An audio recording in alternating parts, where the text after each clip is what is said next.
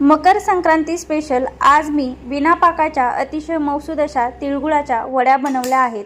त्यासाठी गॅस चालू करून कढाईमध्ये 2 वाटी तीळ टाकून घेतले। लो टू मीडियम फ्लेमवरती तीळ छान भाजून घ्यायचे आहे। तीळ पूर्ण थंड झाले की याला मिक्सरला ओबडधोबड वाटून घ्यायचं आहे।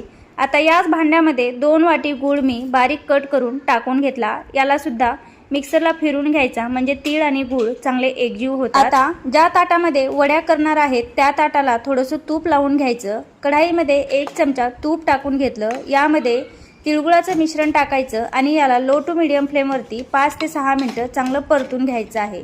आता 1 चमचा पाणी टाकून पुन्हा एकदा याला छान मिक्स करायचं। असं केल्यामुळे या मिश्रणातून तूप रिलीज व्हायला सुरुवात होते आणि याचा छान असा गोळा तयार होतो। मिश्रणाचा गोळा तयार झाला की याला तूप लावलेल्या ताटामध्ये काढायचं आणि व्यवस्थित पसरवून घ्यायचं। पूर्ण थंड झाल्यानंतर याच्या आपल्याला वड्या तयार करायच्या आहेत। तर या मकर संक्रांतीला तुम्ही सुद्धा अशा प्रकारे तिळगुळाच्या वड्या नक्की ट्राय करून पहा। तुम्ही पाहू शकता वड्या किती छान तयार झालेल्या आहेत आणि खायला तर एक नंबर लागतात। थँक्यू।